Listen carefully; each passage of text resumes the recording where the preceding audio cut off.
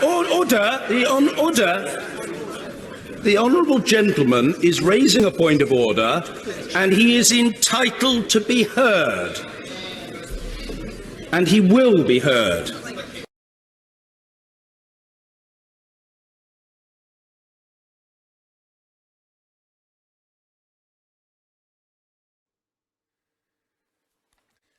Приветствую вас, господин президент.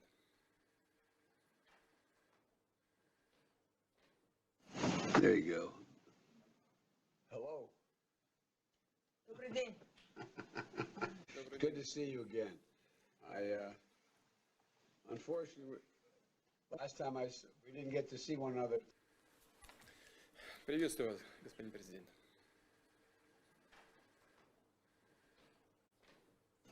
There you go. Hello. Добрый день. Good to see you again. Unfortunately, last time we didn't get to see one another at the G20. I hope next time we meet, we do it in person. К сожалению, не пришлось увидеться на встрече большой. The meeting with Putin, I was very straightforward. There were no minced words. It was polite, but I made it very clear. If in fact he invades Ukraine, there will be severe consequences. Severe consequences. Economic consequences like none he's ever seen or ever have been seen in terms of being imposed.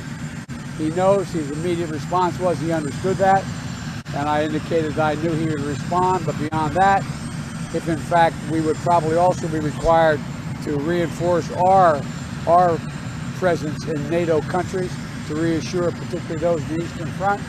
In addition to that, I made it clear that we would provide the defensive capability to the Ukrainians as well. The good news is, the positive news is that thus far our teams have been in constant contact.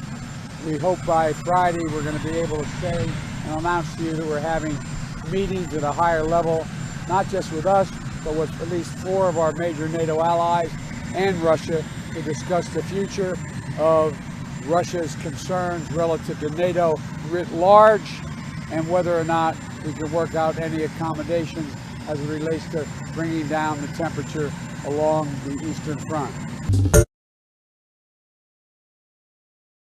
President Biden's meeting today via video conference with Russia's President Vladimir Putin was the 4th time the leaders have spoken or met this year.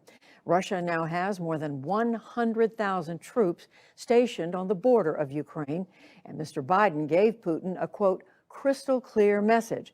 That is according to White House aides that Russia faces significant economic reprisals if it were to invade.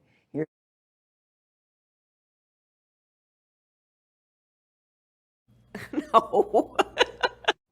Good to see you again.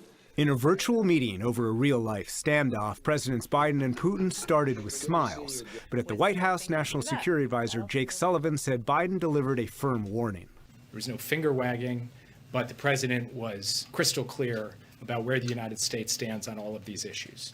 Senior congressional officials tell PBS NewsHour the administration is threatening economic sanctions, including removing Russia from the international SWIFT banking system, freezing Russian banks' international assets, and blocking their international transactions. The U.S. today also hinted any Russian invasion could threaten Russia's Nord Stream 2 pipeline, designed to deliver natural gas to Europe. Ukraine's military today is stronger than it was the last time it faced Russian invasion in 2014.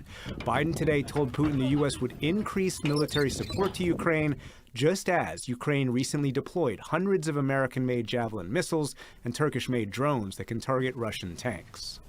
And the administration also said President Biden told Putin that NATO's eastern allies would receive more U.S. troops and training, similar to these 2016 exercises.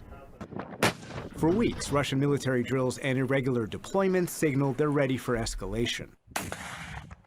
Satellite images show a massive buildup along the Russian-Ukrainian border. And U.S. intelligence produced a map that shows 5 newly deployed Russian battalion tactical groups north of Ukraine, 2 newly deployed groups off Ukraine's northeast border, more troops off Ukraine's southeast, where Russia has invaded in the past, and additional tanks and artillery in Russian-annexed Crimea for a potential of 175,000 forces. And inside eastern Ukraine, Russian-backed separatists maintain control of territory and vow to fight from World War I-style trenches.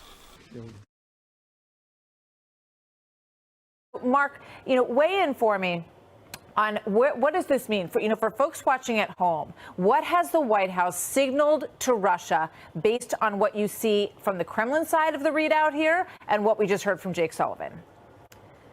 Well, they're signaling weakness. So Mike is 100% right. We should be arming Ukraine to the teeth now to deter Russian aggression. And what they just said is President Biden told Putin that if you invade, we will then increase U.S. military assistance, lethal military assistance, including Javelin missiles and all sorts of stuff, which the counter to that is if you don't invade, then we won't do that. And so Vladimir Putin could have just wins then because he precipitated a crisis, got the U.S. to agree to a deal in which he doesn't invade in exchange for not giving them that military aid. So that's a victory for Putin. He's playing Biden. Just makes common sense